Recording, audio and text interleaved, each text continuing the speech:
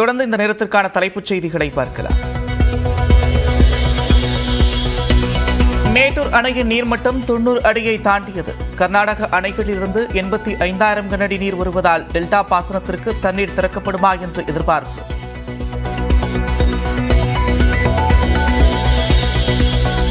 கரூர் அருகே ஐயர்மலையில் அந்தரத்தில் நின்ற ரத்னகிரீஸ்வரர் கோவில் ரோப்கார். பலத்த காற்றால் ரோப்காரின் பெட்டி தடம் மாறிய நிலையில் சிக்கிக் கொண்ட பக்தர்களை மீட்கும் பணி தீவிரம்.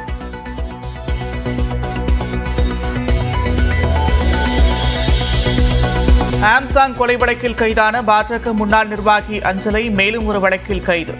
கந்துவட்டி புகாரில் பேஷன் பிரிட்ஜ் காவல் நிலைய போலீசார் கைது செய்தனர்.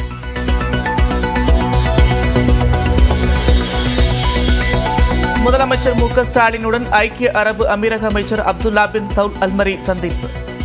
தமிழ்நாட்டில் தொழில் முதலீடு செய்வது குறித்து ஆலோசனை.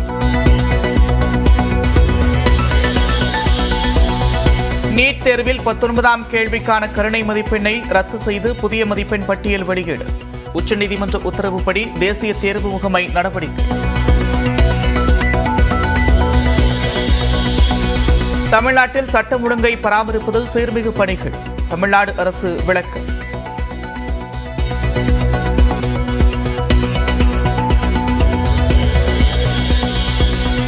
கடலூரில் மனித கழிவுகளை மனிதரே அள்ளிய அவலம். நியூஸ் 18 தமிழ்நாடு செய்தி எதிரொலியாக மாவட்ட ஆட்சியர் உத்தரவின் பேரில் விசாரணை தொடங்கிய மாநகராட்சி.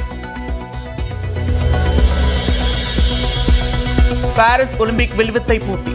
காலிறுதி சுற்றுக்கு இந்திய மகளிர் அணி தகுதி.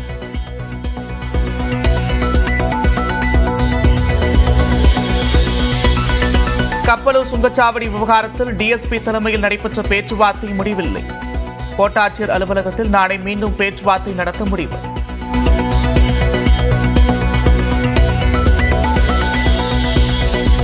நீலகிரி கோவை மாவட்டங்களில் இன்றும் நாளையும் கனமழைக்கு வாய்ப்பு. சென்னையில் மிதமான மழை பெய்யும் என வானிலை ஆய்வு மையம் கணிப்பு.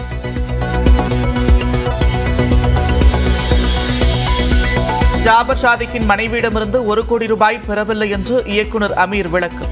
போதைப்பொருள் கடத்தல் வழக்கில் எப்படியாவது தன்னை சேர்த்து கைது செய்துவிட வேண்டும் என்று துடிப்பதாகவும் குற்றச்சாட்டு. மத்திய பட்ஜெட்டை கண்டித்து நாளை மறுநாள் திமுக ஆர்ப்பாட்டம். மாவட்ட தலைநகரங்களில் நடைபெறும் என்று பொதுச் செயலாளர் துரைமுருகன் அறிவிப்பு.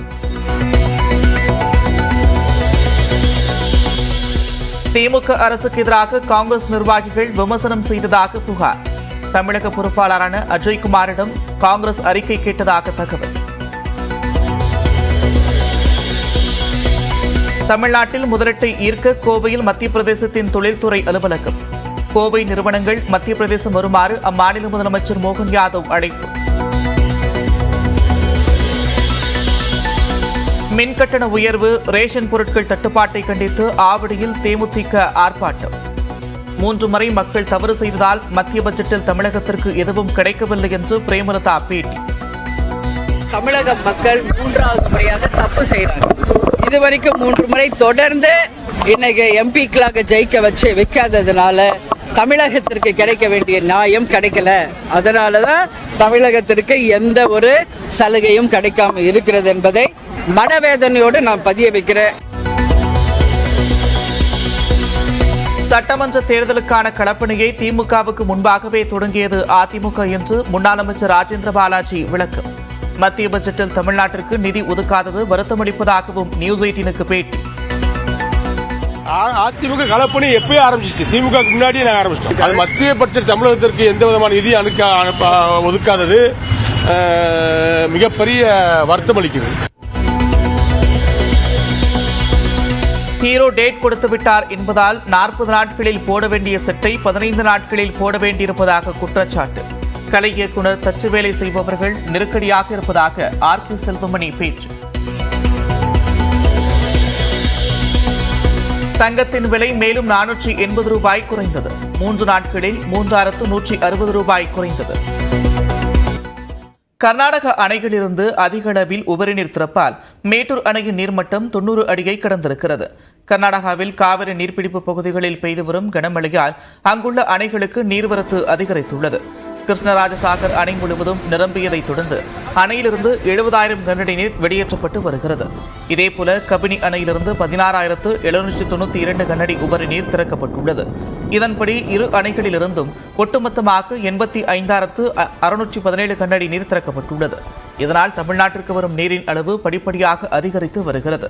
இதன்படி தற்போதைய நிலையில் மேட்டூர் அணைக்கு 28,856 கனஅடி நீர் வந்து கொண்டிருக்கிறது. தொடர்ந்து நீர்வரத்து அதிகரித்திருப்பதால் அணையின் நீர்மட்டம் 90 அடியை கடந்து 90.01 அடியாக உயர்ந்துள்ளது. அணையில் 52.66 டிஎம்சி நீர் இருப்பு உள்ளது. அணையிலிருந்து 1000 கனஅடி நீர் வெளியேற்றப்பட்டு வருகிறது. அணையின் நீர்மட்டம் 90 அடியை கடந்திருப்பதால் டெல்டா பாசனத்திற்கு தண்ணீர் திறந்துவிடப்படுமா என்ற எதிர்பார்ப்பு எழுந்துள்ளது.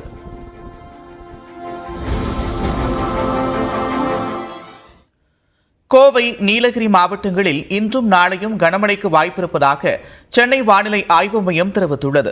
இது தொடர்பாக வானிலை ஆய்வு மையம் வெளியிட்டுள்ள செய்திக்குறிப்பில், கடந்த 24 மணி நேரத்தில் அதிகபட்சமாக நீலகிரி மாவட்டம் அவலாஞ்சியில் 14 சென்டிமீட்டர் மழை பெய்திருப்பதாக தெரிவிக்கப்பட்டுள்ளது. இந்நிலையில் மேற்கு திசை காற்றின் வேக மாறுபாடு காரணமாக தமிழ்நாட்டின் ஓரிரு இடங்களில் இன்றும் நாளையும் இடி மின்னலுடன் மிதமான மழைக்கு வாய்ப்பிருப்பதாக தெரிவிக்கப்பட்டுள்ளது. நீலகிரி, கோவை மாவட்ட மலைப்பகுதிகளின் ஒரு சில இடங்களில் கனமழை பெய்ய வாய்ப்பிருப்பதாகவும் தெரிவிக்கப்பட்டுள்ளது. சென்னையை பொறுத்தவரை வானம் ஓரளவு மேகமூட்டத்துடன் காணப்படும் என்றும், நகரின் ஒரு சில பகுதிகளில் இடி மின்னலுடன் லேசானது முதல் மிதமான மழைக்கு வாய்ப்பிருப்பதாகவும் வானிலை மையம் கணித்துள்ளது.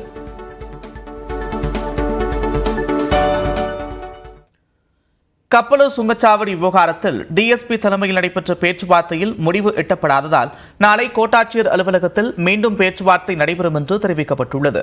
மதுரை திருமங்கலம் அருகே உள்ள கப்பலூர் சுங்கச்சாவடியில் உள்ளூர் வாகனங்களுக்கு 50% கட்டணம் விதிக்கும் அறிவிப்புக்கு பொதுமக்கள் எதிர்ப்பு தெரிவித்துள்ளனர். இதனால் கப்பலூர் சுங்கச்சாவடியை அகற்றக் கோரி கடந்த 10ஆம் தேதி முற்றுகை போராட்டம் நடைபெற்றது. இதனையடுத்து மாவட்ட ஆட்சியர் அலுவலகத்தில் அமைச்சர் மூர்த்தி தலைமையில் நடைபெற்ற பேச்சுவார்த்தையிலும் முடிவு எட்டப்படவில்லை. இதனால் சுங்கச்சாவடியை அகற்றக் கோரி வரும் 30ஆம் தேதி கடையடைப்பு போராட்டம் நடத்தப்போவதாகவும், மீண்டும் சுங்கச்சாவடியை முற்றுகையிட்டு போராட்டம் நடத்த இருப்பதாகவும் எதிர்ப்பு குழுவினர் அறிவித்தனர். இந்நிலையில் கப்பலூர் சுங்கச்சாவடி எதிர்ப்பு குழுவுடன் திருமங்கலம் டிஎஸ்பி பேச்சுவார்த்தை நடத்தினார். அப்போது கடையடைப்பு போராட்டம் மட்டும் நடத்திக் கொள்ளவும், முற்றுகை போராட்டம் நடத்த முடிவை கைவிட வேண்டும் என்றும் காவல்துறை தரப்பில் வலியுறுத்தப்பட்டது. இதனை ஏற்க போராட்டக் குழுவினர் மறுத்துவிட்டனர். கோட்டாட்சியர் அலுவலகத்தில் நாளை மீண்டும் பேச்சுவார்த்தை நடைபெறவுள்ளது. முதலமைச்சர் மு க ஸ்டாலினை ஐக்கிய அரபு அமீரக அமைச்சர் அப்துல்லா பின் தௌக் அல்மரி சந்தித்து பேசினார். 4 நாள் பயணமாக ஐக்கிய அரபு அமீரகத்தின் வர்த்தக அமைச்சர் அப்துல்லா பின் தௌக் அல்மரி சென்னை வந்திருக்கிறார். இவர் சென்னை தலைமைச் செயலகத்தில் முதலமைச்சர் மு க ஸ்டாலினை சந்தித்தார். அப்போது தமிழ்நாட்டின் பல்வேறு தொழில் முதலீடுகளை மேற்கொள்வது குறித்து ஆலோசிக்கப்பட்டது. இதேபோல அமீரகத்தில் உள்ள தமிழர்களின் நலன் குறித்தும் இருவரும் கலந்துரையாடினர். இந்த சந்திப்பின் போது தொழில்துறை அமைச்சர் TRP ராஜா, தலைமைச் செயலாளர் சிவதாஸ் மீனா, தொழிலாளர் நலத்துறை செயலாளர் அருண் ராய் மற்றும் உயரதிகாரிகள் உடனிருந்தனர்.